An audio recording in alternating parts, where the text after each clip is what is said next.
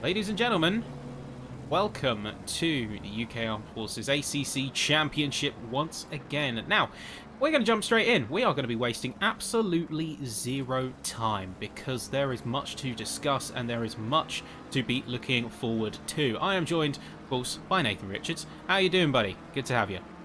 I'm doing great, thank you, Ben. Great to be back here for the RAF Championship. Of course, we're here at Zandvoort. A lovely track, but one that is going to test the drivers, I think, more than we've had all season, because it looks easy when you look at the track.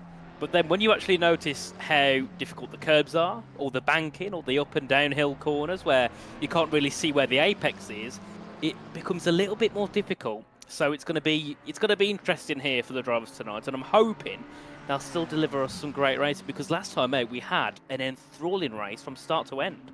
Yeah, well, we have 16 drivers joining us on the track today, so there's going to be a little bit more room, a little bit more wiggle around to get acclimatized to the track and get the drivers out on good running.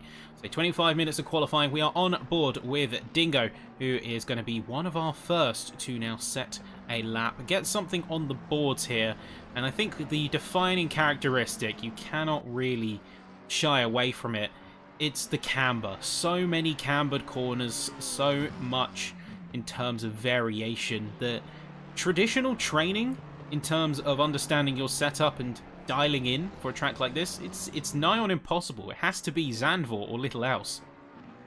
Yeah, exactly. It's one of those that you have to really dial into, and that's why I think here at the first 10-15 minutes of the session we're going to see slower lap times, because everybody needs to dial in, figure out what they can do, and feel what they can do with the car, because yeah, again, lots of different cars taking part here, and like we saw in the past rounds, it really does make a difference with what machinery you're taking out. As we do see our first cars going up to the line, we have David Wrench at the top there with a 35.6, and we have Berry, Lee and Dingo, our top four at the moment, but of course everybody else has still got to set their last lap times in this session. And I'm looking through and there's one driver I don't see, and that is Tyrone. I don't think that he's here tonight, is he? Yeah, we're seeing a couple of drivers take a miss on this one, so there might be a little bit of context for it. We will, of course, find out in due course who is in, who is out, but right now it looks like we have got, once again, similar to previous rounds, we have got a chance for some of those, I don't want to say back markers, that's not really accurate, but certain drivers who have been in the middle of the championship standings, they've got a bit of a chance to leapfrog their competition in lieu of their presence. So David Wrench, 35.660, fastest time on the board so far, closely followed by Glenberry in second place, immediately returning to the pits. James King coming up to the line now. Let's see what he's got under the hood in that Vantage, and it's going to be a 139.1, so identical time to Craig Fitton. A lot of work to do though, as we are talking several seconds trailing behind, and that's certainly not the pace that I think they're expecting. I think this is going to be more of an installation lap than anything else. I mean, the insane thing is they are 4 seconds off the pace at the moment, but Luat, Fitton and King are separated by 7 thousandths. That is rather insane between those three, but I'm sure they will easily find more time in this session. Bailey Vernon Higgs as well, up by 8 tenths at the moment, could be looking to try and jump up to that provisional pole position. Of course, was one of those drivers last time out where he had the pace in qualifying, he had the pace at the start of the race, but as the race went on, he started to lose that mojo a bit and just couldn't keep up with the pace of David Wrench at the front, as he does go provisionally to the top there by 30 thousandths of a second in his McLaren. Let's see what Craig Lewis can do. Up here by just over half a second, heads to the line. Will it be P12 or will it be an improvement? It is, but not enough for position. Still has to find over 1.2 seconds here to jump ahead of Ryan Worley, and let's see what Gladwell can do. Yeah, I'm curious about Gladwell and Davidson because they've got yet to set time. Gladwell with a 38.5 in the Lexus, looking fairly swift on it, and Davidson now coming up to the line is, oh no, he's gone past it, so an invalidation on previous, and he's going to have to go out again. At this point, especially with such a tight cohort of drivers and not much room for error, you have got a situation where you need to get something on the board here. I'm looking around, I'm seeing the likes of Davidson, I'm also seeing some of the drivers who maybe are aiming for a bit more in terms of position here. I'm looking at Fitton, who's currently a second up. I'm looking at Gladwell, who's already made up a second despite he just finishing a lap. And really, there's going to be a lot of pressure on. Here comes David Wrench looking to take that crown back up to the line. 34. He's going to break the barrier, break the glass ceiling, and he's going to be a .972. First driver to cross that threshold. See who's going to be Nice next. lap.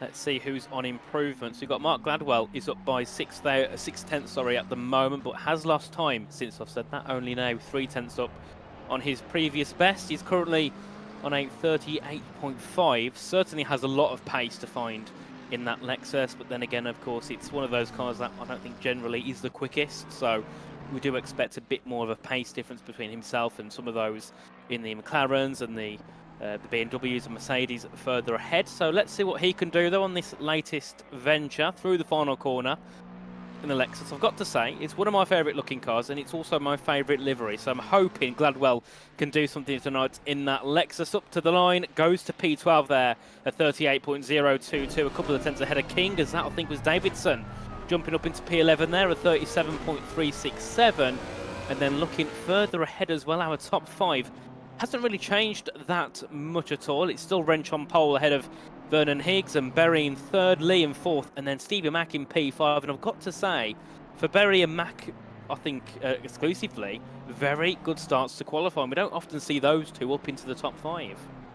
Yeah, we aren't often seeing their presence further up. I think, so right now, Mack is outside of the top 10 in the standings. Now, worth noting as well that we are still awaiting stewarding decisions from the previous round. So, for those curious about the current standings, we are still awaiting confirmation on a final couple of stewarding decisions. There was a recent update to the stewarding process for more transparency, and I guess the trade-off of that is there is a little bit more lead time that takes place. But once that is out, of course, we will update you ASAP. And next round, we'll most likely get an update jump straight forward to current results from Zandvoort. So, George BL coming through, 36.242 in the Beamer.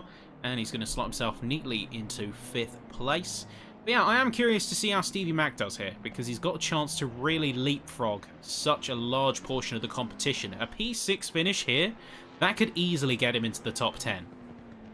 Oh yeah, definitely, and that's something that he'll be loving, because it's been a difficult season for him, and especially, you know, for those further down below as well. And obviously we've seen Stevie Mack in and around that P12 and below area before, but you know, this is going to be his race hopefully, and then maybe next week we could see someone like King or Gladwell jump up to the front. But when you get yourself in an opportunity that you have good pace, you've got to use all you can to just stick up there and try and maximise those points. As here we can see Dingo 200, who set a lap and then went into the pits, hasn't gone out since, so I presume definitely has around a second left in that McLaren. See if he can jump any higher once he goes for another adventure out on circuit. And here's David Wrench finishing a lap. He's up by, well, not even a tenth, but it could still be a slight improvement, and it is by I think 40 thousandths of a second.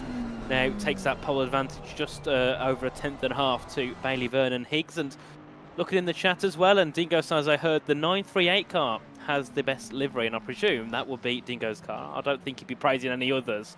There we are. I've got to say, that is probably a close one for second for me, between Gladwell and Dingo. I like that livery. It's a bit darker, of course, than Gladwell's. A little bit more stealthy, but I like the colours. I would say I'm a big fan of the 938 car. I did see in chat earlier, that's why we briefly jumped to it, but might as well take a second. But yeah, I'm a big fan of the design. I do like almost the topography style with the sort of concentric lines. So certainly one of my favourites out on the circuit. Yes, I may be slightly biased because there is the colour red in it. However, you could almost say the same about Gladwell as well with the white and the red. I do also want to mention that coming into this season, there was actually a lot of work on the driver's end to prepare liveries, because they had to adjust and they had to get used to these systems we use for liveries, and it was an adjustment, because I don't believe that they used, well, for context, say Awesome is called the name of the tool, Awesome Sim Racing. They hadn't used it before. the drivers haven't used it before. So not only were the drivers and everyone on trackside and all the admins willing to try this system out, but they've embraced the opportunity to really show some creativity and some flair and represent as well at the same time. So I'm always super grateful to everyone who does put the work in and does really create a distinctive livery that represents either them or what sort of corps they're in, or anywhere else. It's always that little extra effort that just makes these races a bit more special. Exactly, and I mean, if you're making liveries yourself, you've got to kind of learn the whole way of doing it. I don't have a clue how to make liveries, and I probably wouldn't even bother trying to learn. But people that do, you know, it takes a long time to make sure you can get making liveries. Never mind making something that looks, you know, quite representable on track. So great job by everybody who makes their own custom liveries. And just looking in chat as well, and Dingo says, my thoughts are, I don't want to push too hard before we start racing. For some behind the scenes, we spent a good 4 hours as Team Army last night doing our best to get this track dialed in. Certainly a really challenging track, especially through Sector 1. And I think that's basically what we said at the start, wasn't it, Ben? This Sector 1 here and this track on the whole is so difficult, and you've got to really become one with the track in order to get these good lap times. And great to see, of course, some of the drivers here from their teams practicing and, you know, putting that effort in to get themselves as close to the top as possible. Really great to see. And we're looking in the chat as well. Cat Play says, should be all over it then. P1 fight Army Dingo versus RAF Renchi. Yeah, of course, you have got that sort of team involvement. There is a lot of fighting, because remember, well, it's saying the friendly sense of fighting, to clarify. Because you have got the Royal Air Force, you've got Army, you've got Navy, you've got a couple of civvies and vets joining in as well. So I think that's the category Tyrone fits into, in fact. But there is a lot of different places, different talent coming in here, and it is always fun to see. You are quite right about Sector 1, because I think Zandvoort is a track that punishes what I like to call pointy builds, or drivers who like a pointy driving style. Because you've got so much camber, you've got the track curving left, right, up, down, all simultaneously, where you're maybe used to having that car rotate and pirouette around the front end. That all of a sudden becomes a major issue, because once that road gives you that false sense of confidence that you can push harder than you may be used to, it just as quickly can fall away, and that's where you get caught off guard. I mean, I've always said that this layout, to me, is a little bit like, oh, is that going to be Craig Fitton having a spin and, hitting the barriers. You don't want to do that in the race. In quali, it's fine, but not in the race. But as I was saying, this track, to me, is a little bit like Hungaroring and Monaco mixed into one, because you've got the Hungaroring in the sense of the old style of track, the old curbs, the gravel and the grass, and then you've got Monaco in the sense of how tight the track actually is. It doesn't look that, you know, tight when you watch the drivers now on their laps, but when you see them race side by side, you can barely fit 2 cars together, never mind 3 wide. That's, I think, around this track out of the question on a whole, which normally you don't really say. You expect to get 3 car wides on most tracks, but here makes it very difficult. Yeah, it is a very tight circuit, and particularly in that sort of mid-section, it does open up a little bit, but it just as quickly tightens up again once you get to the more sort of snaking parts of the layout. And I think the drivers are acutely aware of that. I think the qualifying is certainly of high importance, because establishing that early position, that Sector 1, you need to practically be in a single file line. If you want to get any chance of a good line and a good breakaway, you need to be in single file. Going side by side with someone, yes, possible, far from ideal, because it's basically the racing line or the pebbles. Yep. And that's why a lot of the time on the first laps around here we see a lot of contact, because obviously everyone's bunched up together, and then we start to get people looking to make silly moves, when realistically you should be just holding back and looking for it maybe down that back straight into turn 1. Sometimes if you get a decent chicane, you can head into Harry line die, can make a move, but that first sector, if anything, you want to avoid making any sort of move, because it never ends well for one of the 2 people, that is for sure. And sometimes it goes into a bit of an effect behind, because everybody starts to fall into contact, and once one person spins round, you have 3 or 4 cars piling into them, and it just causes so much chaos. So those at the front are hoping they don't cause those type of issues because, you know, along with that, you're going to get hefty penalties if you cause in a 4 or 5 car pile-up. So first lap today, they need to be careful. But we haven't got to worry about the racing just yet because we are still in our qualifying session. 8.5 minutes to go, as we did just see there. Peter Davidson crossing the line. Did have a green sector 1, but didn't find time in the final 2 sectors. And then looking at people who were up on time, Stevie Mack immediately finding 0.3 of a second out of nowhere there, it seems. Yeah, so the timing board, of course, giving us a bit of insight, and it did look like they at least jumped up in terms of relatives. So on board with Stevie Mack, as they taking a look from the helicopter, as he's slightly up. He needs a 36.2 to jump on George. Is he going to have it? It's a 0.395, not quite enough yet. And with just under 8 minutes left to go in qualifying, this is more or less going to be the last hit in for many of the drivers before they fully commit to their last sets of laps. And if there's one driver I am hoping to see move up a little bit, I am keeping my eye on the likes of Palsland and Dingo, because they've got a great opportunity here, and I think they could really extract some good points with a solid lap to open. I know Dingo is not going out before the race starts again, but I feel like he's got some magic in the tank. I feel like he's got something here. Let's hope it shows.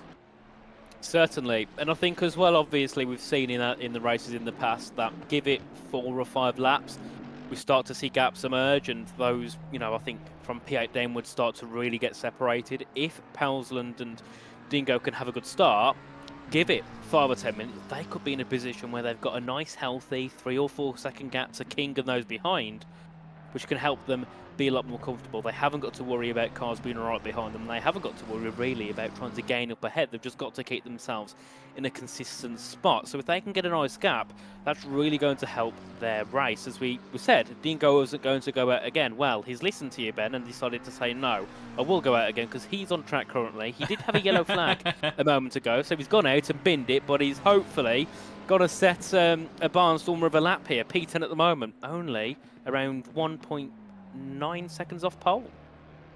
Yeah, so going for sort of heeding our words, as it were. Hopefully we see some fireworks coming out. But yeah, I think you just echoing on a point that you said earlier. I think the wisest move would be actually dialing back those initial laps. You want to keep yourself out of trouble. You don't want to get too involved with other drivers' space. If there's an opportunity, by all means, seize it, go for it, get yourself that space. But if you are in a position where you're having to take a risk on that lap 1, I honestly say hold off. Bide your time, play it safe. If the driver in front of you is going to run that defensively to where a move requires that level of risk so early on, you're better off just leaving it a lap or waiting for a more optimal position on track. Wait for, if anything, wait for your opening up into Sector 3 and into that final chicane before the last corners. Get them on the start-finish straight heading into Turn 1. There's plenty of opportunities, but there's a right way and a wrong way to go about it. Yeah, definitely, and that's one thing that they've got to be, you know, just wary of. And then again, you know, there's drivers here that have been here for, I presume, multiple seasons. They've had a lot of time in the game. I think David Range, Bailey Vernon Higgs, I don't think it's their first time racing on this game, that is for sure. So they probably know what the plan is to do going through the race, whereas some of the drivers near the bottom probably are a lot less in tune to the game and probably haven't played it as much as the others. As we can see, the beautiful KFC livery, the Colonel livery for Ryan Worley. Lovely, lovely car. And yet again, like we said earlier, lovely to see the effort that the drivers making their liveries as Worley jumps up to P11. And looking in the chat as well, we have Milkshake Deleuze saying, get wrecked by Dingo, everybody. My condolences in advance for those only seeing his rear. So what's that saying about Dingo? Is he going to be one of those that he's going to defend harshly, a bit like Fernando Alonso, possibly? I think we all know how he likes to defend. Bringing out the fire, for sure. I mean, at least for now, we do have some interesting change-ups. King and Steele are going to bow before the Colonel as Worley gets into P11. It says that they're right on the back. I'm just following the rules. But it looks fairly static in terms of qualifying at this point. We're less than 5 minutes out, and it looks like a lot of drivers are trying their best to get some time down, but it's not really happening. The track isn't in that perfect state either. It's a little bit cooler, and we don't have the sun directly beaming down, so those both track and ambient temps are looking fairly low. They're going to have to work a little bit harder to get those compounds into a good place. Indeed, and I mean, looking for that pole position at the moment, I think it's between the top two. I don't think Burry's got much in the tank to really improve by half a second, and then Lee's, you know, nearly a second back from David Wrench. So I think our battle for poles between the top two. They're separated by a tenth and a half here.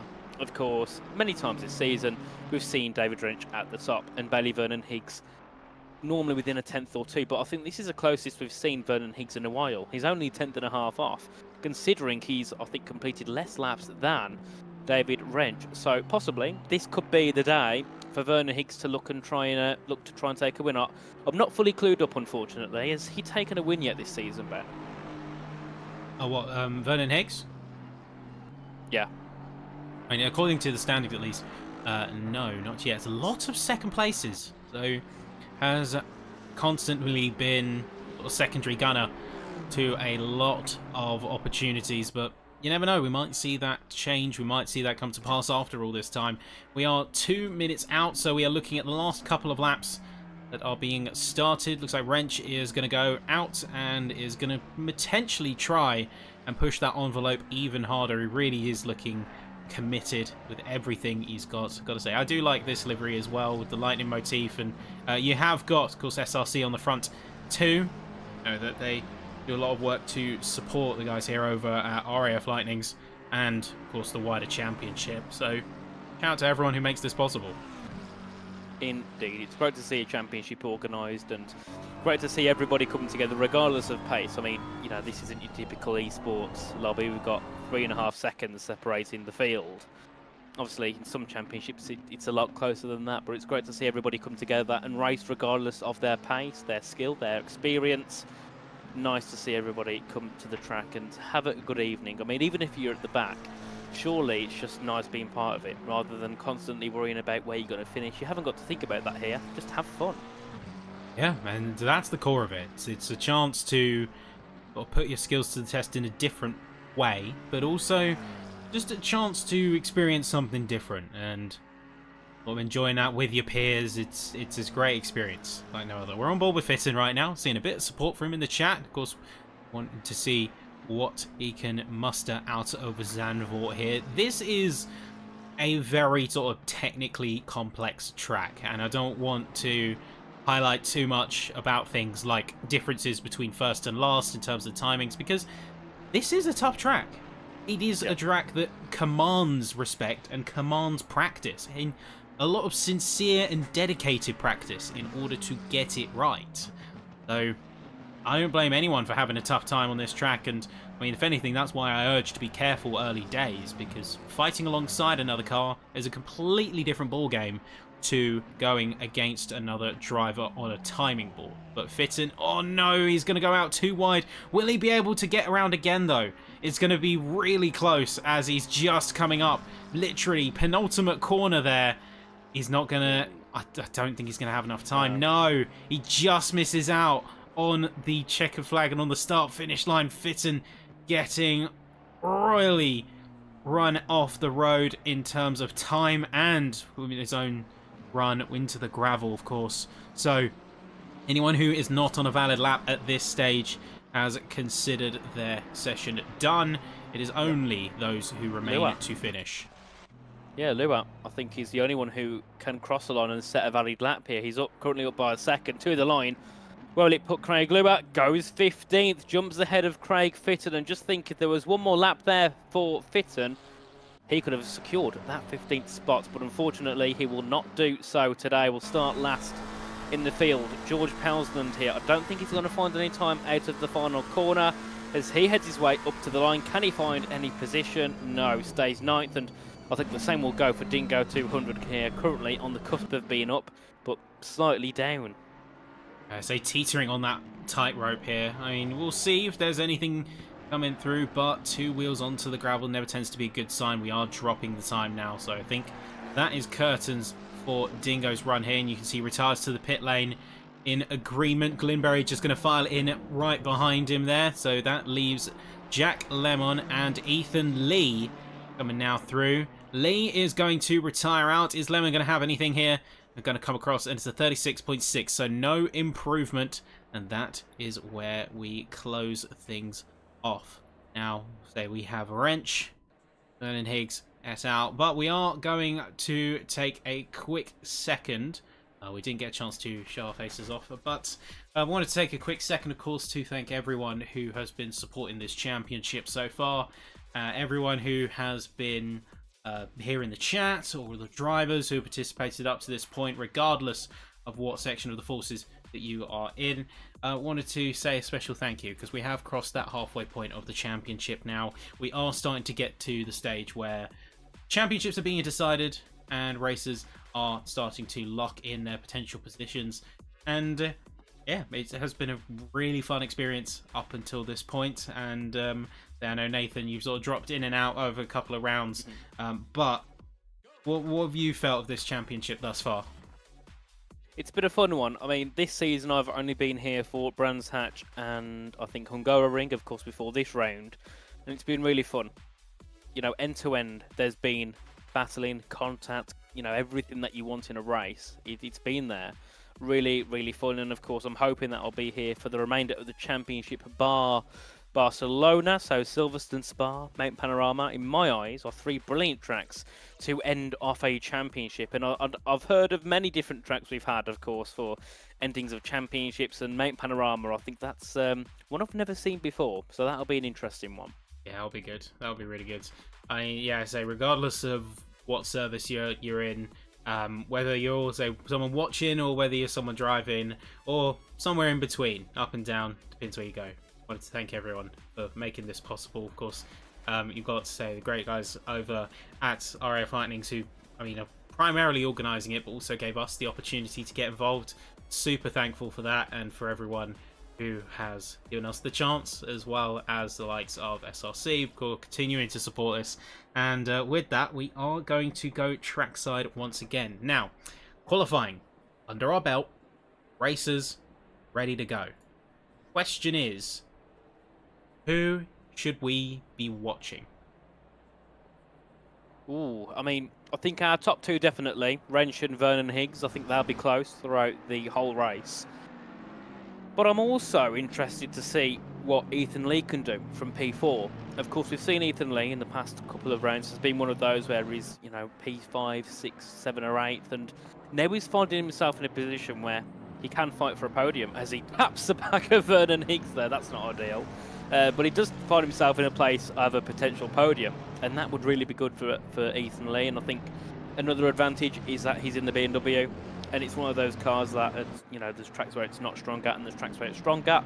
This is one of those where the BMW can thrive.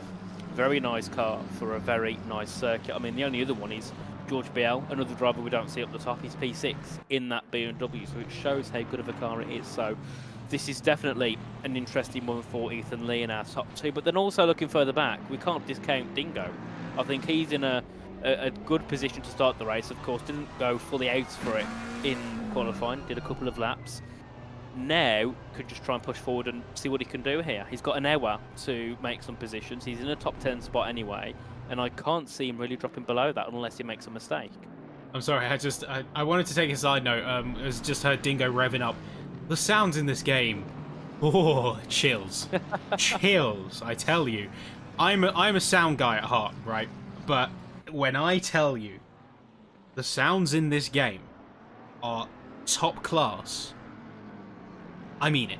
Anyway, that is my audio nerd tangent out of the way. I gotta say, I'm in agreement. I mean, the chat in support for Dingo, the Dingo army is out in full force today. Let me be clear. It is out in full force, and I'm absolutely loving it. So root for your drivers, get that support in, and we'll certainly be watching Dingo's racing career with great interest, as one might say. But at the front, there is also a championship fight waiting in the wings. We have got Wrench, we've got Vernon Higgs. The both of them have been chomping at the bit with each other. Wrench, as of the prior round, or round before prior, has 3 wins to his name with 2 third places. Meanwhile, Vernon Higgs, 4 second places. And Wrench with 3 fastest laps to boot as well. So Wrench with the peak pace, but Vernon Higgs with the ruthless consistency. The 2 different schools of racing are coming together and converging once again on the track. The 2 of them are going to angle each other side by side as we now get into formation here. Nathan, take it away. So here we go. Round 8 of the championship. The halfway point is underway very, very shortly. All the cars all speeding up, slowing down, speeding up, slowing down, trying to get as close as they can to their nearest rival. Of course, it'll be Wrench that leads us away. We're now awaiting the green flag conditions here in Zandvoort for round 8 of the championship. It's a long, cold, and when will it go green? It's green, green, green. A great start from Vernon Higgs on the outside, looking to pull ahead of Wrench into turn 1. Has got nearly a car length ahead, brakes later, takes the lead into turn 1. A great start there by Bailey Vernon Higgs. And what can Wrench do on the exit? Hasn't quite got enough there to launch side by sides. And Ethan Lee up into P3 early in the race, getting past Glyn Berry. Glyn goes to the inside in towards turn 3 in the Mercedes. Can he get himself alongside on the exit? They make contact, and Ethan Lee's round. Yeah, so Ethan Lee is round. There's going to be chaos erupting on the track immediately as we just jump round to investigate an incident that was at the bottom end. It looks like it's all erupted towards the top 2. Lee is round. Berry is down to the bottom of the order. Got to say, Berry's really not having the best of luck when it comes to that particular predicament. But we have got a lot of work on his account to do. We also have Liam Davis, who is joining us. So I don't think was able to join the quali session, but is joining us for the race anyway. Meanwhile, the chaos has somewhat calmed down, but the mid-pack is still raucous. Dingo up into 9th position, but not unscathed. You can see the damage on the front of his car, and he's not looking too healthy. Hopefully hasn't sustained any damage beyond cosmetic, but that McLaren has certainly seen better days. We'll check on the replays in a little bit to give you the recount of exactly what happened. Indeed, as I think that was Pelson there going a bit wide into the chicane, braking too late, and Worley looking to jump ahead in the KFC livery in towards Harry Dyke. They go side by side between Pelson and Worley. Who gets ahead? It will be the McLaren for now as they head their way back down to turn 1. Dingo has also got a decent run here down towards that first corner, looking to try and jump up into P8 here to get ahead of Ryan Worley. Of course, Worley looks for the opportunity, but now has fallen victim potentially to Dingo as they head into turn 1, but no move can be made. We've got 2 cars round at turn 1 as well. That's Davidson and Stevie Mack, who had really good starts, have got into contact and now fall to the rear of the field. And I mean, look at the start there it's given for Dingo, Worley, Powsland up into P5, 6 and 7, and then George BL up into 3rd here. Yeah, I've got to say, this is what we were talking about before with having that consistency and not going all in on the first lap. Let's take a bit of a replay. Let's wind the clocks back. This is lap 1. This is the initial jump. We're on board with James King right now. You can see in the blue Vantage, just trying to navigate the space. You can see contacts being made, say Dingo getting involved there. And just, yeah, the concertina effect very much coming out into force as contacts keep being made. It's just cars almost out of control. And you owe it to yourself, if anything, to just stay out of the way, to calm things down a tad, because one incident ahead of you can quickly turn into a disaster. I mean, as we saw with Lee and Berry. Yeah, multiple cars got caught up into it. I think that could have been where Dingo got that damage, because he didn't get any front-end damage until, well, at least he didn't get anything through turns 1 and 2, so it must have been into turn 3 where they had that contact, where we did see Dingo get that damage, and it just shows that one incident here ends up more than likely finishing with more than 1 or 2 cars involved. Let's see what James King can do in the Aston Martin, the only one here on the grid this evening, looking to get ahead of Dingo, looking to make a move and jump up into P7 here, down towards turn number 1. To the inside goes James King, and can he get that P7 secured? He can. You can just see he broke a little bit later, had a little bit of better grip on the exit, and now he's 1 position higher. But looking at the front, just look at that gap between Vernon Higgs Wrench and BL. 10 seconds. We're on lap 2. I mean, at this rate, this could be, what, maybe 60 seconds between P2 and P3 if it carries on, because the top 2 are just flying. And, of course, Vernon Higgs is setting the pace, but no matter what, Wrench is there the whole time, trying to put him under pressure, trying to get him to make mistakes. That's the main thing of David Wrench here. That's what his challenge is. force Vernon Higgs into a mistake, because he knows for now he's probably not got the pace to go for a move on merit. He's just got to force something. Yeah, and I think that's the key of it, is just bide your time, as we said before, but also keep the pressure up, because eventually your opponent's going to make a mistake. The more you can get on their leash and get them into an uncomfortable spot, the better you will be.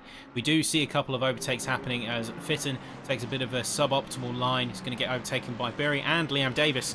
Wally and Steele also going for a couple of trades, as Wally is going to be hot on the defensive. There is Lua also getting involved there. Gladwell going a little bit into the grass and just trying to get a bit of room for himself. Lua onto the inside as we go into the penultimate corner, and now rounding out to the right. The pit window officially open. Anyone with damage and anyone needing to pit in is going to make that judgment call fairly soon. But otherwise, I think we'll see a fairly standard halfway point strategy, going for that optimal fuel load as opposed to trying to vary out on the strategy too much. You can see Lua really going to the inside with those curbs. He's committed to making that overtake.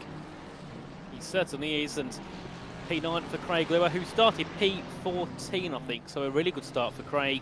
Further back, Gladwell and Berry looking to go into battle. Of course, Berry was the car that spun around Ethan Lee at the start, and now trying to make amends and work his way back up the field, up into P11. He's still side by side here with Gladwell, and Mark is not letting that one go.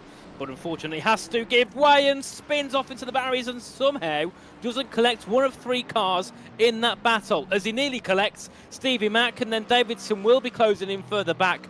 But Gladwell is hopefully going to get himself back in the right way and back going before Peter Davidson catches up. But that was a scary one there for Gladwell. It was looking like a decent start, but one mistake has spiralled down to him being in last. And we go back to the battle for the lead once again.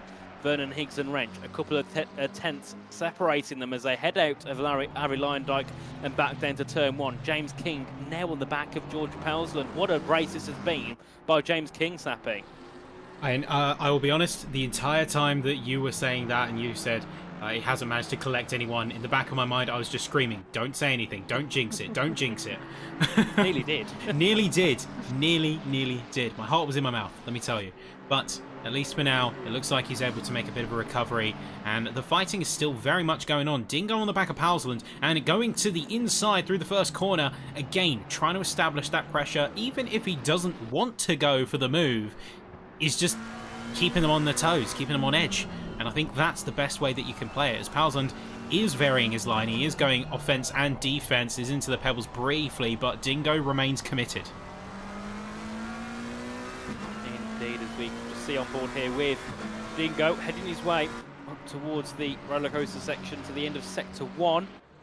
And let's see, can he try and make a move? And David Wrench there looking to go for the move into turn 9. Bailey Vernon Higgs has the inside at turn number 10. He's going to have to go the long way around here and does get the move complete. What a move there by David Wrench. When you're starting to think for a moment with him having the outside line, it's got to be difficult. But he got the better exit, got the traction a lot easier there than Vernon Higgs, and now jumps up into that top spot. And question is, can he run away with it? Because we've seen it before. He makes a move and darts away, but is Vernon Higgs the one today to deny him of being able just to, you know, cruise to victory like we've seen in the past? Got to say, so cleanly executed though, and that's the real kind of racing that we love to see. It's just drivers making calculated moves, gauging the opponents of their gauging their opponents, and making those clear judgments against their rivals. It's what we want to see. It's playing smart, it's playing fair, being good sports, not getting too much elbows out, and not sort of driving, we'll say with reckless abandon, because otherwise I'm going to make a reference to a series that shall not be named. And with that in mind, that is some top tier racing. And we're going to see that trend continue. Fitton to the inside of Davis, although a little bit of contact, a little bit too hot there, unfortunately. And that is going to be Worley pitted into a spin. And that was what we were seeing there earlier. So the cars look like monster trucks when they go onto the apex of turn 1. Oh dear me, what a shame there for Worley, falling all the way down to P15. And what's happening here? Steele, Dingo and Pelsland. Where's Matt Steele came from? P6 now out of nowhere. Was, I think, at the back of this battle earlier on. Now leads it in that Ferrari in P6, of course. Dingo still hot on his heels, looking to get back up into that top six spot here. As we head our way down to turn 9, Craig Lure as well in the background looking to make moves along with Glenberry, but wide, very wide there for Matt Steele. 1 goes through, 2 and 3 cars go through on the Ferrari, and 4, that being Glenberry, P6 to P10 in the matter of 1 corner. And it just shows how difficult it is here to keep consistent and to keep positions, because one small mistake loses you many, many places. As Glenberry there up to P8, getting past Craig Lure. And we can see as well Ethan Lee still in P12, of course. Ethan Lee and Glenberry were the cars that made contact on the first lap. Berry's made his way through nicely, and Ethan Lee just struggling a little bit here compared to Berry in terms of making those positions. He's in P12, he's 5 positions away from Glenn, so if he wants to be contending with him to the end, he's got to be making moves now. I mean, is it just me, or does it look like that BMW is a little bit floaty? We've seen a couple of times it's sliding a little bit, getting a little bit of slip angle, and just in general doesn't seem to be that planted. I mean, it does look quite worse for wear, so I wonder if he's having to contend with a lot of damage. Saying that though, he is getting past Steele, and having done so in quite a clean manner. I think Steele is feeling much worse for wear, so it's really an apples to oranges, but I think that we are seeing drivers just trying to make the best out of their cars while they're not exactly running in best form. Certainly. I mean, that BMW, we know it's a planted car. It sticks to the ground, but if he's got damage, I mean, he had quite a hefty hit at turn 3. I wouldn't be surprised if he's dealing with a bit of damage there. As here we see James King on the back of Jack Lemon. What a start it's been for King. Started, I think, down in P11, now up to P5, potentially on the cusp of looking for a top 4. As we head our way in towards turn 10, he's going to have a decent run down to 11, but I don't think he's got the run on this time around, so I might have to look for it. Heading down to turn 1 as Berry gets past Palesland and Davies there past Lure, and Ethan Lee has came into more contacts as now dropped to P14. What a shame for Ethan Lee, as that is also Jack Lemon, I think, off the circuit there, isn't it? Yep, Lemon has gone off and drops to P8. Yeah, he's overcooked it heading into that chicane. He's just taken way too much speed, and he's just pushed himself into the gravel. He tried to recover it as best he can. We're going to look back quickly and see exactly what happened with Ethan Lee. So, of course, he was running in fairly good form. He was just ahead of Matt Steele at the time. Goes into that second sector. You can see, I think, just ahead of him, that was Lure going off the track. He fires it down the inside, makes contact with Lure, and just spins himself out. I'm going to be honest, I think that was a little bit overzealous there. It did look like he come from fairly far away. I don't think that was a wise move. Yeah, I mean, the thing is, we know that there is, a pace difference between Lee and the others. There's someone into the wall. That was Powsland, I think, having a bit of a tap into the barriers. But we know that, Lee, compared to those at the back, there's a big pace difference, But I think the issue is, Ethan Lee thinks, right, I'm 2 seconds a lap quicker than this guy. He goes for a send, just hoping that guy will move out the way, but they're not going to. Even though they're slower, they're still going to battle like everybody else will. So, you get a bit hot-headed, you get a little bit egotistical when you're a quick driver in the back markers. And that's when you start making silly moves. And in the end, the car that is slower gets through nicely, and you're the one who ends up having to pay for it. As we do see Dingo up into P4 here. What a start for Dingo 200, P10 to P4 in 7 laps. That's what, an average of a position a lap, nearly. into P4. We saw King go off of the side of the track. As if the seas themselves part to make way, Dingo is currently in P4 from a P10 start. What can you even say to that? The man has remained resolute, remained resilient, and the rest of the field has almost made mistakes around him. He's just kept ruthlessly consistent, and now he is making up significant chunks of time to the rest, as George is going to go around and finish the first sector. This is his next target. He goes on the hunt. Yep. And you can see 11 seconds down from Vernon Higgs at the moment. Of course, if that is the timing screen being correct, there's no chance in the world of a P2 here. But the chance of a podium is more than possible. He's got a nice gap, a gigantic gap actually, back to Dingo in P4. I think even if James King gets back through and with the pace he's got, I still think it's going to be difficult for King to close up and think about making moves on George BL. As here's Craig Lewis on the back of George Pelsland. Once again, this is for P8, of course.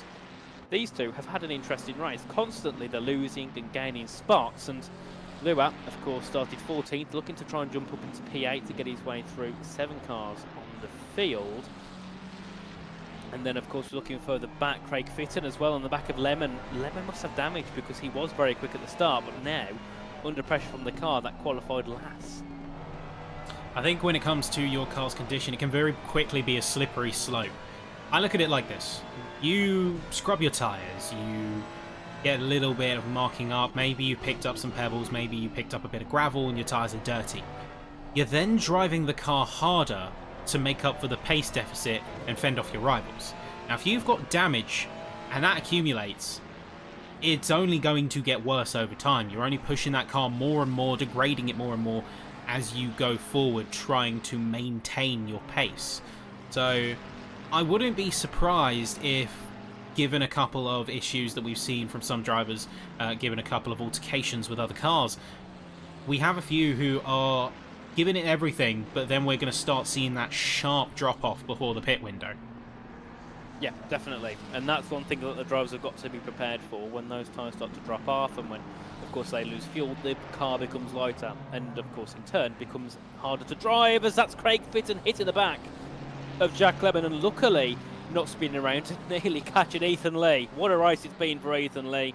Nearly into another spot of contact. That wasn't his fault in this race. Big shame for Lee, but luckily can now close in and probably think about making a move soon on Craig Fitton, and once he's got him down, he can look to charge after Jack Lemon in P12. So it's still not all over here for Lee, but a lot of work has to be done.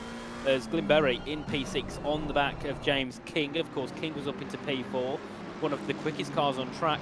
Of course, fell behind, and now, being under pressure, his pace is starting to drop off a little bit now. Glean is on the back of him as they head through in towards the chicane at turn 12, then down towards Harry Lyndock at the final corner. And how long will it be until Glimberry makes a move? That is a question, because at the moment he's got a lot more pace than that Mercedes. Yeah, as I say, he's got a lot, but he's also got a lot to contend with. I mean, I look at... Well, actually, we had an incident flag coming in, say Lemon now on the side of Worley, and Worley is going to have the angle on the outside line. Ooh, Lemon's actually running real slow here. I'm a bit concerned about how he's doing. But back to the front, or towards the middle more specifically, we have got a chance here for a couple of drivers as Liam Davis are going off of the track, albeit briefly. And a couple of hiccups from some of the other racers have led to some position drops. It's a few drivers that remain steadfast throughout all of this though. Wrench in P1, Vernon Higgs in a closely trailing second, 1.3 seconds and counting. George Biel in complete no man's land. I think a chatter said it earlier best. But yeah, complete no man's land right now, and he's not got any cars either side. This is as weird as it sounds, an ideal position to be in because you haven't got any external pressures. You can just focus on making good time. Definitely. And I think the great thing as well is for Biel, as we have, I think that's Davis going round. And that's down at, where's that now? Turn 7, isn't it? That, yeah, just at the top of the hill. Big shame there for Liam Davis, and we'll have to rejoin the track down to 14th, 15th. We'll drop down to 16th place, but won't fall behind Peter Davidson, who hasn't had the best race either. But as I was saying about George Biel, he's in a position because he knows he's not a leading driver. He's not got that pace to be at the front, but he also knows that he's a lot higher than he normally would be. Normally, you're looking around P8, P9. He's in third now, and he's got some consistent pace. He's got a decent gap behind. You just have such a lot of confidence because you're like, I'm not normally in this position, and you thrive off it because you're like, I'm not going to be in a podium position that often this season, and now sees himself in a good opportunity to take a decent chunk of points, to get a podium onto his name, because there's only been around 5-6 podium sitters here this season. He can add to that list and show that he can be at the front, and you can just see the gaps increase in 12.4 seconds.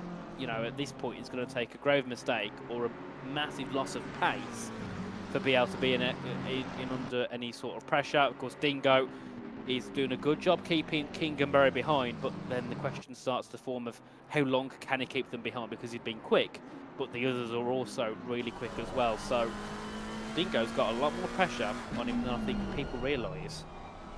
Yeah, I think there is going to be a bit of a time element. We'll check in periodically as we get into the second half of the race here. We're 20 minutes in, and Dingo looks to be leader of his own pack as he's got King, Berry, and Powsland a little bit further away, trailing off. There is going to be, of course, Davidson mixed in with that group there, albeit much further behind, owing to an earlier pit stop, resolving some urgent damage.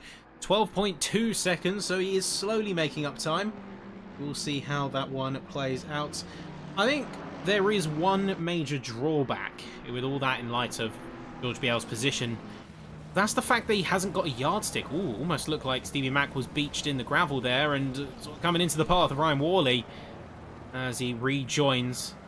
They've almost failed to resafe jointly, but Worley is going to get up ahead, is going to press the advantage into Sector 3, and now is going to be himself up into P12. So Mack bows to the Colonel. But BL has got an odd position in one key aspect. He hasn't got a yardstick. He's not got other drivers to gauge his performance off of. The best he's got is his personal deltas. And I know a lot of drivers, in a roundabout, almost backwards way, prefer to have another car around them just as a reference point. Just to gauge their speed, gauge their pace, and the quality of their driving. Sometimes it's harder to actually gauge whether you're making good time or whether you're making mistakes without someone else there as a comparative point.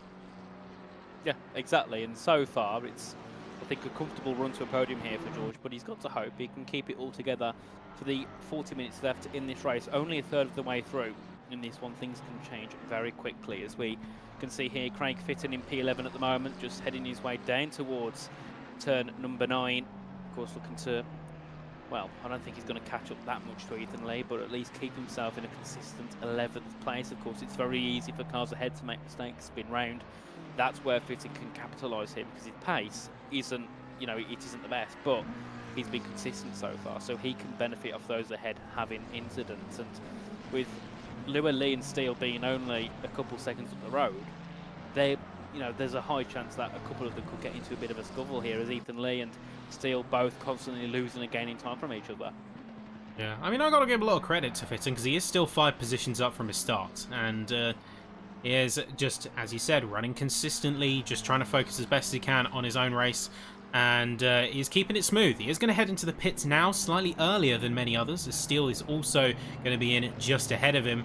I think to maybe go in for that slight undercut here could serve in his favour. If he can get his own pocket of the track, he can keep running those consistent times that he's done so far. King on the back of Berry, trying to keep it close and keep him honest as they fight for a top 5 spot. Dingo running same pace and not gaining nor losing time, so keeping consistent to George Biel. I think we will see the change-ups really when we head into the pits, because we're now getting into that phase of the race here. Yeah, indeed, and of course pit stops will be happening, I think, within the next 10-15 minutes. We'll have everybody probably pitted, and of course some drivers going early just to, you know, possibly they put a little bit less fuel in at the start, just to have a bit of an advantage and a boost at the start, I should say. And now, of course, because of that, have to pit earlier. They'll have more fuel to carry to the end, but of course they're going to look for that undercut, which can work, but we've seen in cases where it doesn't. So they've got to hope that their strategy is correct for today. As Ethan Lee, another position gained up ahead of Craig Lua into P8, and that was, well, a lack of awareness, I think, is one word. Well, was obviously alongside Lua. Thought he was ahead and moved over to the braking zone. Unfortunately, Lua ended up in the barriers because of that. Big, big shame. And Ethan Lee might have a bit of a talking to after that one, I think. That was certainly a moment. There is where my positive impact ends. Yeah, no, certainly a conversation to be had about on-track awareness. I think Lee and Lua maybe exchanging words. Hopefully they're nice ones. Hopefully they're nice and lovely. But between now and then, though, Lee is a survivor in P8, and Lua is going to still be in good spirits, good form. Doesn't look like he's taken much, if any, damage, but is several seconds behind of the BMW now, so certainly not going to be the happiest bunny after that brief contact. Gladwell is going to be a driver who we ought to look at, though, as he's currently P12, chasing onto Lemon in P11. So I think Lemon has refound a little bit of fighting form, but is now going to be put to the test. Liam Davis also rejoining after a issue previously, and we'll now be seeing him bring his A game as it becomes a three-way fight for P11. It certainly does, and this battle is going to heat up a lot more as the race goes on, but of course they've got to pit, and that's what's going to make it all interesting, because once they've pitted, the gaps, you know, could be a lot bigger than they are, but they could also even end up being smaller. If they get their pit stops perfect, it can make the gap even, you know, even smaller and really bring up a fight into the race. As Gladwell, you can just see, is in the thick of two drivers here. He's got to concentrate on behind, but also concentrate ahead. So this is quite a pressurising moment here, I think, for Art Gladwell. Pressurising doesn't even cover the half of it, really. I think with the pit stops, you have three major factors.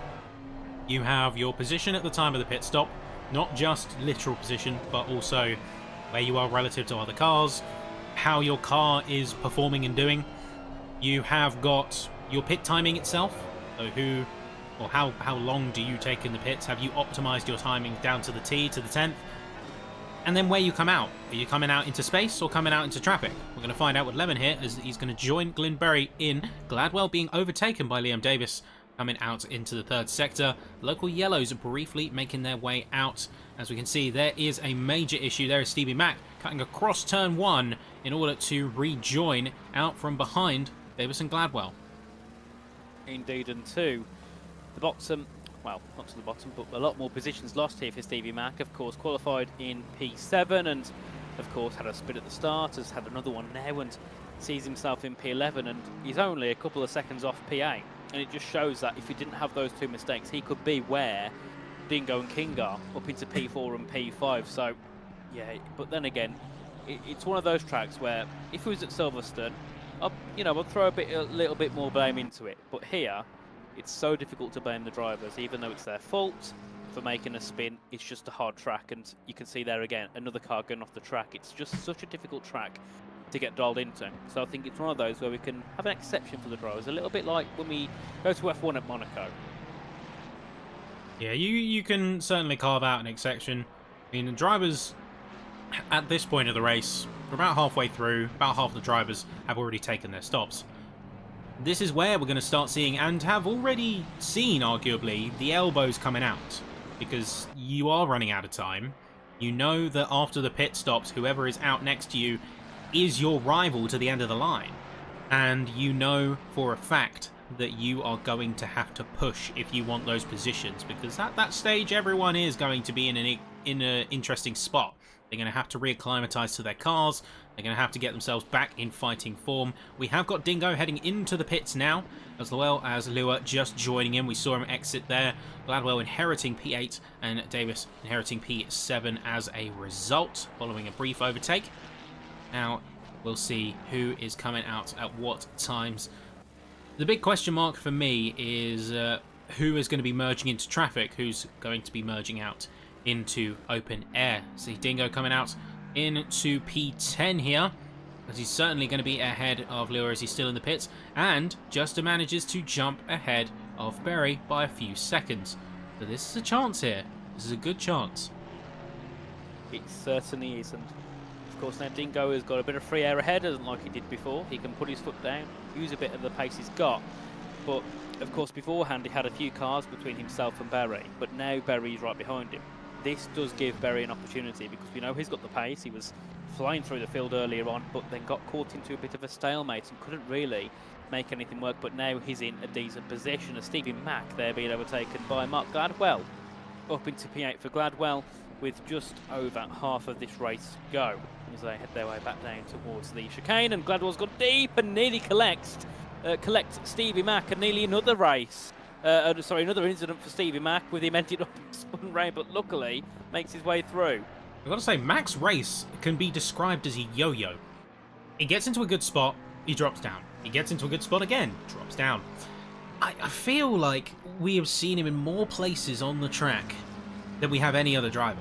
It's certainly made the rounds, but he currently stands at least in P6. Now, he has not yet pitted, same as Gladwell. Everyone else behind these two has taken a stop at some point. So they have got a bit of a different dynamic to the rest of the field, with Pausland and Davis both coming in and soon to be re-emerging. It is just P1 through P7 who have yet to go. And right now is going to be a bit of a question mark floating over their position, because they know that they will have to pit in eventually. And do they, at this point, maximise the stint that they currently have, within their means, of course? If they don't have the fuel, you don't have the fuel. Or do you try and go in a little bit earlier, trying to, again, keep it in that optimal mark, just to preserve and keep a bit more of a track on where you stand? It's a difficult one, isn't it? Really difficult, because we've got half the race to go. They've still got to pit, and we've seen before, especially I think the first time I noticed it was with Vernon Higgs in Brands Hatch. Pitted like 2 laps early, but came out like 10 seconds behind the car he was behind before. So Vernon Higgs has got to hope he can get the pit stop right, because if he was to lose 10 seconds now, then that chance of a win is gone, pretty much. So he has to try and match David Wrench here, if not gain time on wrenching the pit stop. So the gap's 1.7. It's not really fell below that or above that this whole race. It's been consistent from the both of them, as we can see there, Berry right on the back of Dingo. That gap there, 1.5 seconds between 8th and 9th, and then 1.8 seconds between 1st and 2nd as we head our way out of the final corner down towards turn 1. Do they choose to pit? No, they stay out. But Vernon Higgs goes in early. He's looking to get the undercut here, go a lap earlier potentially than David Wrench, and see if that can work. Well, this is as close as you're going to get to optimal. It's half an hour apiece, and he is going to get out of the way of Wrench. And this, unless he comes out into traffic and he struggles to get by, I think this is a genuinely smart move from Vernon Higgs. You're getting into the pits, he's keeping the best possible stint matchups that he can, and now is going to be in a position where he can basically command his own space in the track. He knows that Wrench is going to reunite with him eventually, and the question then becomes, how far is Wrench going to go? Did he plan for a late stint, or is he going to also try and keep optimal, but just try to offset a single lap in the hopes of getting some clean running? They've got to hope it can work, especially for Vernon Higgs. He's got to, if he can, get a bit of free air, and that'll help him, even though he's got a decent gap back to David Wrench. That dirty air will still, I'd imagine, be a bit of an effect, and also constantly just watching that car ahead and figuring out what you can do, follow their lines. If he hasn't got that, he can just focus on driving fast. And he's now got that, of course, extra lap here where he's not going to have a car ahead of him. Of course, if Wrench pits this lap, then the chances are they'll be back together again. But if not, that's another lap for Vernon Higgs to push and try and bring that gap down a little bit more. Here is David Wrench, and the race leader, has been the race leader since lap 10. Let's see, does he go into the pits lap 19? He will go into the pits. To the inside he goes. We'll pull off into the pit lane, and now let's see if this is going to work for Wrench or Vernon Higgs. And BL, I'd imagine, will also be pitting rather soon. Yeah, I wouldn't be surprised if we see the rest of the field, if they haven't already done so, go into the pits. We have King in, and we have everyone besides BL, Lee, and Mac having taken at least one stop. So, question really is going to be, where is Wrench coming out? Vernon Higgs has once again sort of commanded his own space on the track. He hasn't got anyone that he's meaningfully fighting with. He has got, it looks like, Gladwell just in the arc distance, but different dynamics, different races fundamentally. Gladwell is currently sitting in P15 and an entire lap down, so he's not really in the same ballpark, and if anything could be played to his advantage. But let's see, Vernon Higgs making his way through the final corner, down to the start-finish straight. Meanwhile, let's check in on Wrench. Let's see how he's doing. He's just setting off here. Let's get on board with the helicopter. Will he get out ahead of Vernon Higgs? There is Vernon Higgs. He's just going to be overtaken. So the one-lap undercut has worked in the number 50 McLaren's favour. Vernon Higgs leads off a Wrench. Well, what can David Wrench do now? Because we're in the point of the race where they haven't got to pit again. So Vernon Higgs will defend a lot more harshly than before, of course. Last time, when he got past, he knew that there's another, 50 minutes to go, but now there's 25. So if Vernon Higgs gets overtaken now, there's going to be very little chance he can get it back. So he's got to defend and use that car like a moving wall, pretty much, ahead of David Wrench. But you can see how quickly Wrench is on the attack. He's looking for a dummy into turn 9, goes for a fake send in hoping that Vernon Higgs would go wide, but of course doesn't. Keeps it nice and tidy through there. Composed here for the McLaren as Dingo has had an incident warning because I think he's off the track and made a mistake, drops down to P5 below. Glimberry, who goes off the track himself and nearly collects Dingo in the process, continues on, has, I think, behind him, who will that be? Is that a lapped car behind That's BL. Glimberry? Oh, it's BL. BL came out behind both of them. Now, what has happened there is the question. I think it's very much possible that Dingo had a bit of an off. Blurry took advantage, but then got too comfortable and made a mistake of his own, immediately rescinding the position. So goes to show you can never celebrate too late, but you can certainly celebrate too early. Yeah, but I mean, how has BL got to P6 now? He was, I presume, they got to pit. Yeah, so he had a pit stop. He was one of the last runners. How's he P6? But if they got a pit, then he'll be back up to third. But Berry back again ahead of Dingo, and now George BL is getting involved, and this is not something BL wants to be involved in because he'd rather not be involved in the battle. But the top two, well, those two ahead, also don't want another car involved. They just want to be able to battle the way they can, and at the moment, Dingo's under a bit of pressure, which he doesn't really want to have right now. He doesn't need it, does he? Yeah, well, he's a bit of a rock and a hard place right now, is he? He can go either on the defensive to cover off BL, but then lose time to Berry, who can run ideal lines. If he goes too much on the attack, though, he's just going to leave himself open all the same. So where do you draw that line? Where do you find that balance? We can see the BL is going to go full send into the apex, even tapping the quarter of Dingo a little bit there as he makes his way up into P5. Brief contact warning coming out. You can see with the danger triangles coming out. And BL is into fourth with Berry in third. But it's a little bit of a question mark around that one, considering that the oranges were shown. Yep, so not ideal. But Dingo down to P5, of course, still has to pit along with Berry. And our top three remains, well, will remain the same of Vernon Higgs, Wrench and BL, just in a different order, with our top two being switched around after the pit stops. And now Vernon Higgs has got to hope he doesn't get caught up in traffic, because ahead of him are two cars who will also be battling for position, I would believe. So he doesn't want to get involved too much there. Realistically, he wants to just brush past them as quick as possible. And in his hope, have David Wrench held up behind them. But I think if they let one through, hopefully they let both of them through, as here we do see George BL on the back of Glimberry, who I think, if he didn't have that contact with Ethan Lee, would probably be in this position on merit in third. But of course, not going to happen because that contact he had at the start, and Ethan Lee as well. I think he would have been right up there in third, and we could have had a proper good battle for third, fourth and fifth. But of course, that one, turn 3 at this track doesn't always go to plan, does it, Sammy? It's a difficult one. Yeah, I think a three-way fight on the track can sometimes lead to too many cooks in the kitchen. That's when things get a little bit nasty, but it does also open the option for a bit of strategic counterplay. Now, you can get involved in that three-way fight, you can let it all play out, or you can let the two ahead of you fight and then pick up the spoils like a vulture almost. You can play their rivalries to your advantage. We see Wrench going for a bit of a send, bit of an attack on to Vernon Higgs' position. We know that Wrench has the peak pace. In his day and on his moment, he does have the peak pace. Qualifying is as much a proof of that as any. But Vernon Higgs is like a wall. You get behind him, you try to overtake, you are going to have a very difficult time. And as we can see here, Wrench, despite the pace and despite the attacks, Vernon Higgs is just not budging.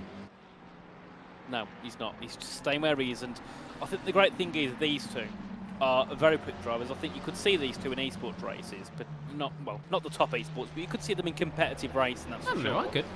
So they have such a good understanding of how each other drives. So that helps their racing, because Vernon Higgs knows that Wrench isn't going to go for a move 5/10 back. He knows he's going to wait till he's alongside, or until there's some sort of massive gap opening. He's not just going to send it and hope for the best. And that gives Vernon Higgs the opportunity just to defend comfortably, because he hasn't got to worry about the car behind flying into him at full speed. Yeah, I mean, I've always said that a good racing driver can make the overtake.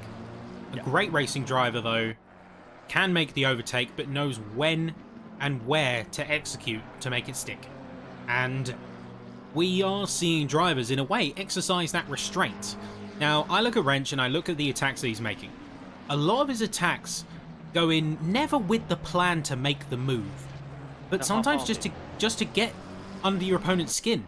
The mind game is just as important as the driving game. So he's not doing too hot to try and get under Vernon Higgs' skin right now, because Higgs is more than proving his worth when it comes to defense.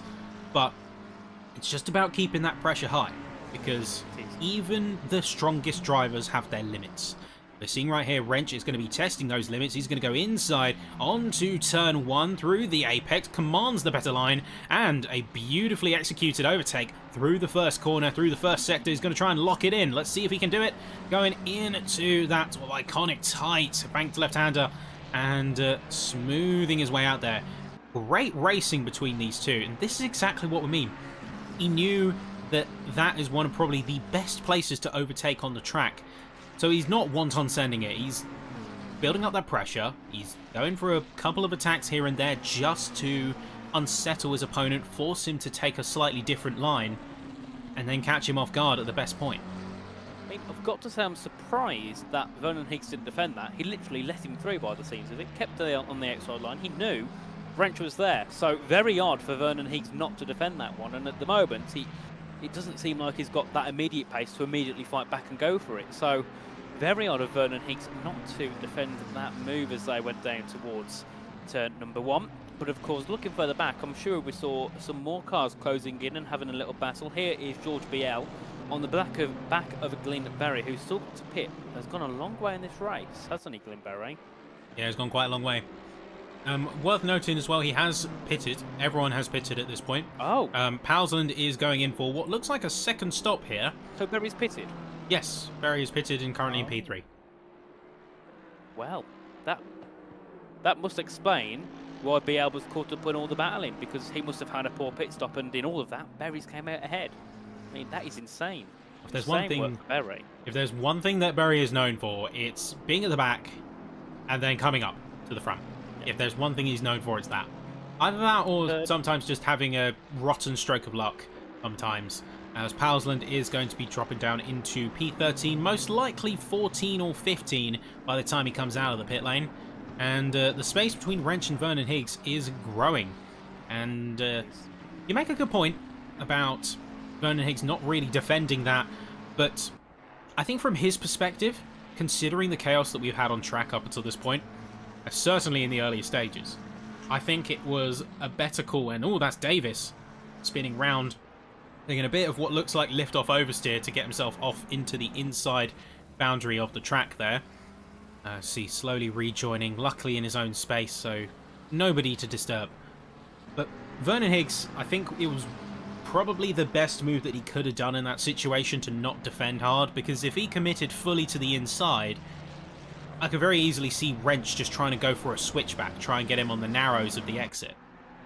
But I think just let him through, keep him honest, keep him close, and then you can potentially put pressure on him, especially as you get to that next crucial phase of the track, which is backmarker management, dealing with traffic.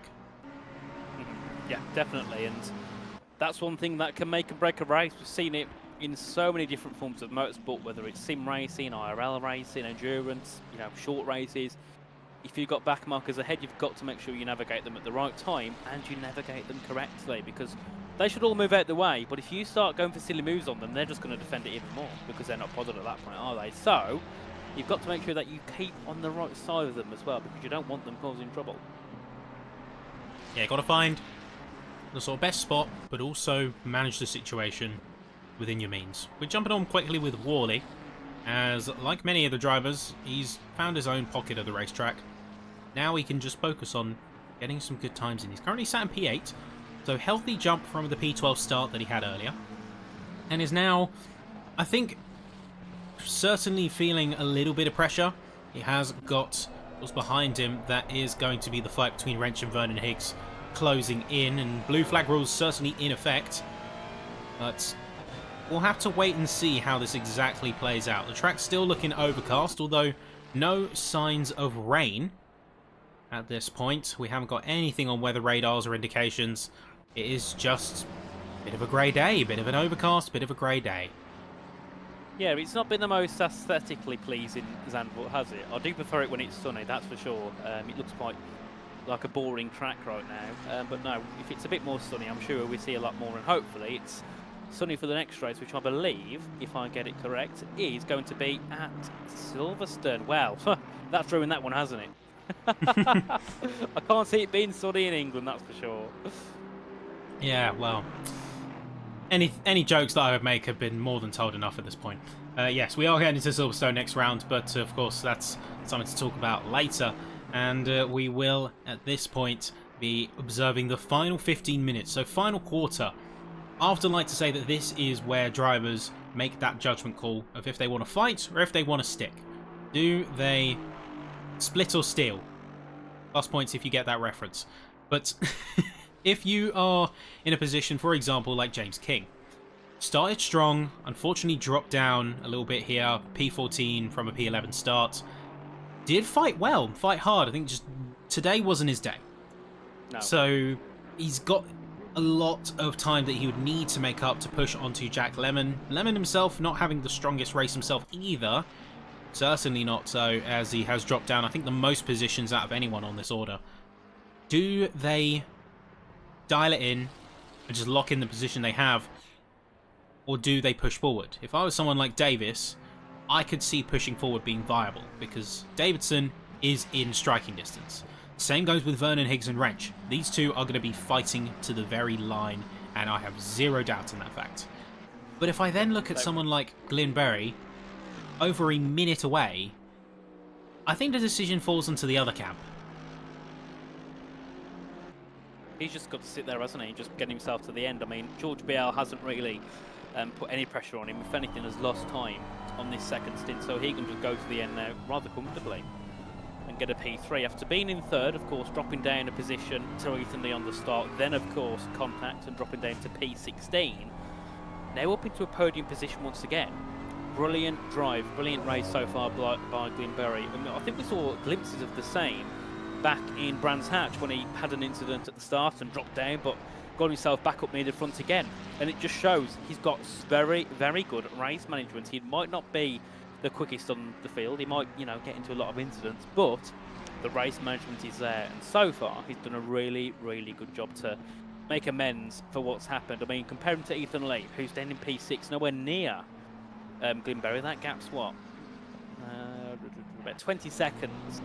So it just shows how much good work that Berry's put in compared to Lee, because on pace, they're probably around the same, I think. Yeah, so on pace. I mean, if we're talking pace, we've got to mention, of course, the near-minute gap between Berry and Higgs, along with Wrench. Those two, almost in a completely different echelon of speed. At this point in time, they are clean and away. I'm looking at some of their last times, some of their best times. It's consistently about a second to 2 seconds gap. For reference, Glenn's last fastest, well, not fastest, but last lap was a 37.1. Vernon Higgs, 35.5. In fact, he's just set his fastest out of the session thus far, which is weird that it's not showing up in purple. But that's only because Wrench has set a .452. So yeah, ridiculous pace from the front two. Definitely. I mean, we've seen the gaps in many races be so close, but I think this is the biggest gap. Sorry, big, but I think this is the biggest gap we've seen between second and third. Nearly a minute. That's like what? Nearly 2 seconds a lap here. On lap 29, the gap's 58 seconds. That's pretty much 2 seconds a lap. And we've been here for 50 minutes. That is just insane consistency from those two. As Davis and Davidson, I think, have run into contact because they've both lost time. They've got a little incident point next to them. Peter Davidson there in P11 and Davis in P10. And I mean, it's not been the best races for them, but then again, Davidson, well, he's lost 3 places. I'll use Gladwell as an example, who started near enough last. He's up into P12. He's had a decent race, even though he's so far off the leaders. For him, it's about getting positions, not really getting many points. As, oh, what's happened there? That's just a replay of what happened between Davison and Davis. Yeah, let's say not a ideal situation there. So pitted round, unfortunately, with a bit of contact, but then getting I'm not sure if that was a sort of a network or desync, but looks like he gave him a tap on the front as well as he went by. So I'm not sure if words are going to be exchanged after that. But either way, back to the front, Wrench and Vernon Higgs are still in close quarters. At one point they were a couple of tenths away, but now it's looking like they are once again establishing a bit of space between themselves. Lee is going to be a driver that has had his ups and downs in P6, but I do want to call special attention to him because despite the amount of chaos that he has endured, and I mean, look, that BMW tells a story. You can see the amount of scuff lines and marks and the brawling that it has been under, but even so, remains resolute and holding on to that P6 like life depends on it. Yeah, certainly, and you can see Ethan Lee here in P6, of course, damage on that car. He's probably losing maybe 3 or 4 tenths of lap here with that, because that is rather significant on the front of his car. And I mean, it's not been the first time this race he's run into contact, of course, lap 1, and then he got into contact in the middle of the race as well. Not been the best race, but in the end of the day, he's still in P6, and that's still decent points on the board heading into the next couple of rounds. Of course, we're here at the halfway point. Well, over the halfway point, we've still got 4 rounds to go. So, Ethan Lee has got more than many opportunities here to still bring home some good points and try and fight for a top 5 spot in the championship. I mean, you say it's not been a good race, but I think it's been a brilliant race for him within the context of his situation. Because despite everything that's gone on around him, and whether some of the chaos has been in part his doing or not, that's not for us to judge. We'll wait for the stewards on that one. But even so, to go through all of that and still hold on to a P6 with a significant margin to P7, I do think that speaks volumes. I really do think that that is a testament and something to be proud of, in spite of all that. I mean, another driver that certainly can be proud of their performance today is Dingo, because he's currently sat in P5. He stayed back, he waited his turn, and has been moving up silently throughout the field, and I think has found a comfortable spot to finish in here. We'll see Davis now on to the aggression with Fitton in P9 currently. Fitton, another driver who has been fairly successful in his race here. Remember, started at the back of qualifying grid, only trailed by Davis, as we see right here. The both of them making good on this race together. They certainly are, and looking to come to blows here with 8 minutes to go in this one. 31 laps in this race, and these two are one of only 2 battles on the track at the moment. You can see Fitton defending for his life. Davies looking to try and find every single opportunity to make a move to the inside into turn 9, and Fitton, I think, let him through. Oh no, he did not let him through. He just saw the writing on the wall there. That was way too hot coming in from Davis. You can see that from a mile away. So good judgment from Fitton. I don't often use this phrase in racing and in commentary, but if you've got someone who is very intent on it, digging their own grave, at least let them have fun with the shovel first. Unfortunately, it was a case of Davis just going way too hot, overcommitting to the overtake, and in the end, he sealed his own position back, and is worse off now. He's gone from 2 tenths to 2.5 seconds. Yeah, it's Davis has got a lot of work to do here in the next 4 or 5 laps maximum. I mean, we know he's got a lot better pace, but he's got to bring that gap down again, as here we see the gap between Wrench and Vernon Higgs. I think it has increased 1.6 now, and that's what we saw in the first stint. We saw Wrench get the move. That gap was a few tenths for a while, then it immediately went up to around 1.5 seconds, and then for the rest of the race has been like that. Most of the race, these two have been separated by over a second, but never over 2 seconds. We've never seen the gap that high between these two, as here we have Ethan Lee once again, of course, in P6. We had a nice talk about him earlier on. 8 seconds back from Dingo, who, remember, started P10, now up into that top 5. A great race for Dingo. Of course, we saw a lot of people at the start work their way up with Dingo, such as Steele. I think we had Worley, Mack, King, Lemon, who all fell down, but Dingo stayed there in that consistent top 5 spot, and now takes home a decent chunk of points here. Really, really good race for the 938 McLaren. One thing to note as well, and as rightly pointed out, is Lee is actually making up solid amounts of time. So Dingo lapping in the 38s, Lee lapping in the 36s, and he is making up time. But the question for me remains: is there going to be? Oh, that's a bit of an issue there for Gladwell. He's gone and taken a spin there as he makes his way out into sector 3 now. Just going to be caught up on the back by Jack Lemon, but Lee is making up time. He's made up a significant portion of the time, almost 10 seconds here. But the problem is he doesn't have enough time to catch up to the back of Dingo and then overtake. Because that's always the thing here. You've got, realistically, about 4 to 5 laps left. And in that time, you're not only going to have to make up 7 seconds, but you have to get past him as well. Exactly. And that's normally the most difficult part. You know, we know catching's one thing, but overtaking is a whole other bucket of fish. So All let's see different what fishy kettles. Wait, that's the wrong way around. Kettles. Never mind. Never mind. Oh, I mean, I wonder if that's the actual name for a bunch of kettles, a fish of kettles. Fish. Well, I say from the people that brought you a school of fish is now a fish of kettles. Good to know. Oh, it's not. Hang on, is it a school of fish or kettle of fish? I've always heard kettle of fish. No, I'm saying the plural of fish is... What is this metaphor? Say, a plural fish, like a group of fish, is called a school of fish, right? Yeah. I think we're hitting Le Mans night shift levels. We are, aren't we? Of debauchery. Even worse than that. Anyone who has watched their coverage, let us know your favourite bit from that. Because I had a whale of a time watching that, I have to say. But pit window is officially closed now, so short of any terminal damage and emergency stops, the pits are officially closed to all, and it is a telltale sign of the final phase of the race. Reg and Higgs, if they want to make a move, they're going to have to go for it now.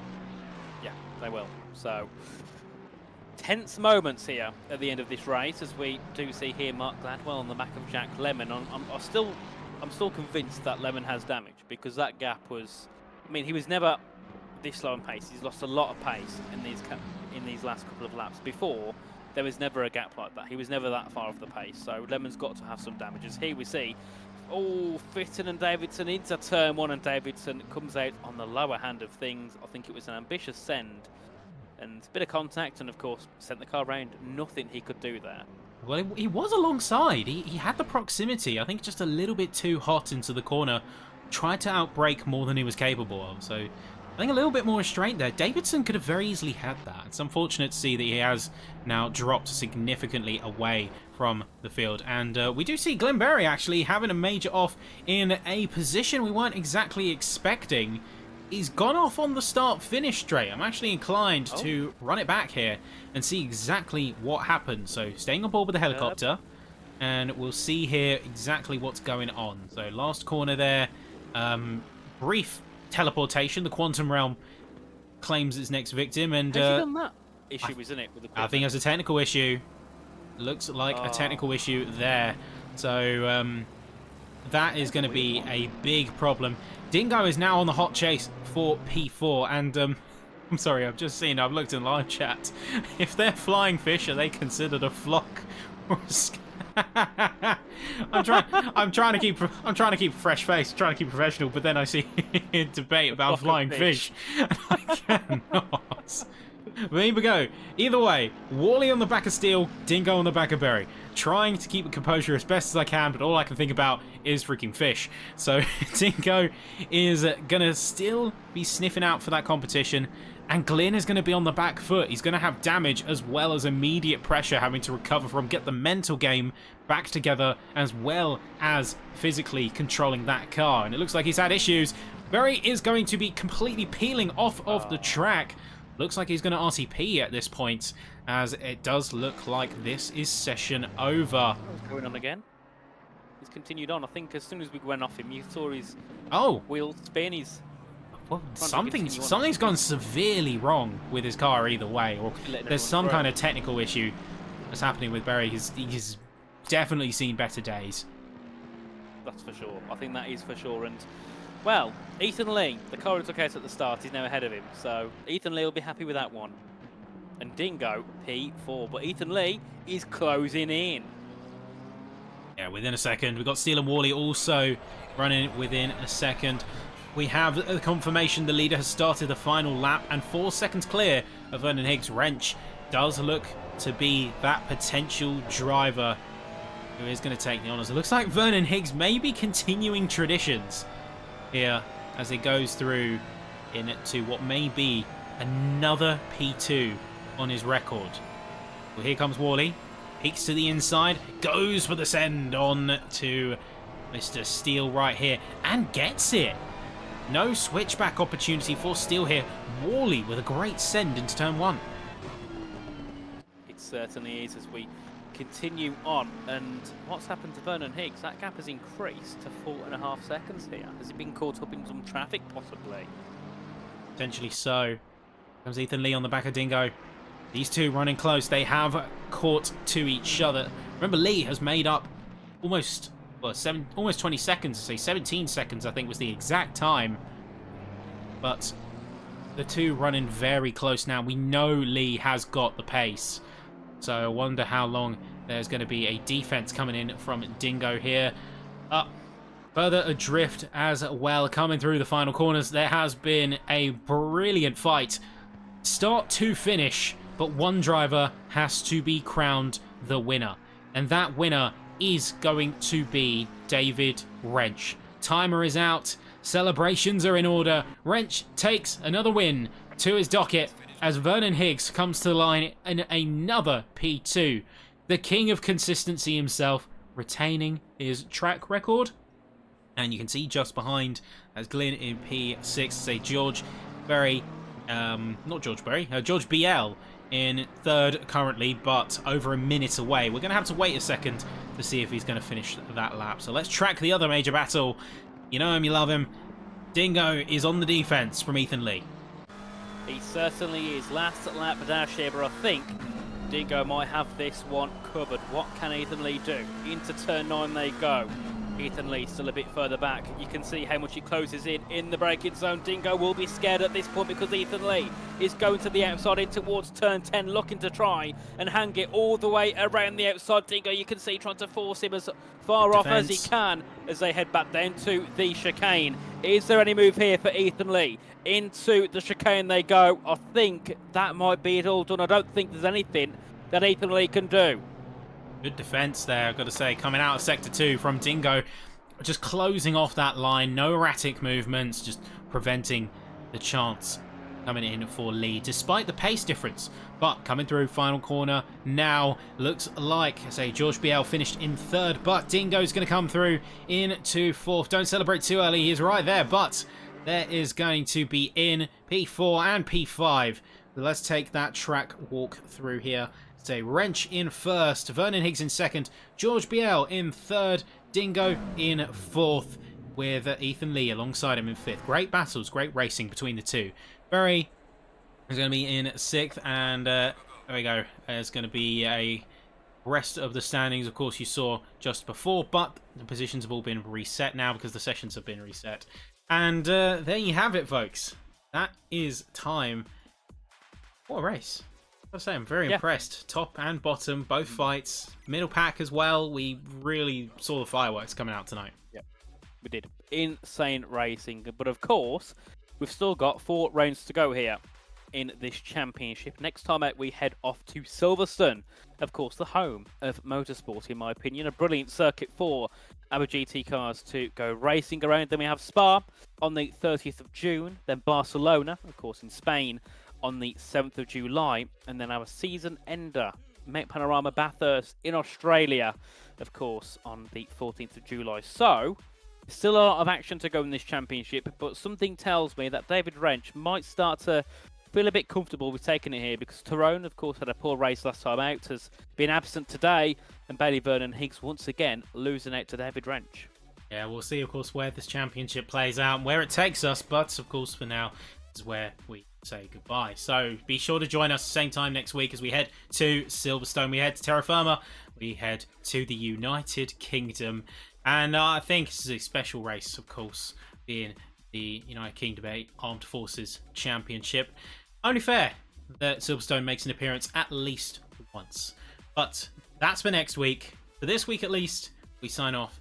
Great to have everyone in the chat, loving the support for your drivers. Of course, we want to see you next week. We want to see the fireworks coming out from the chat box as well, because we love to see it.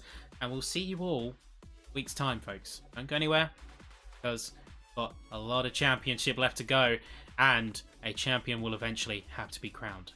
But for now, good night.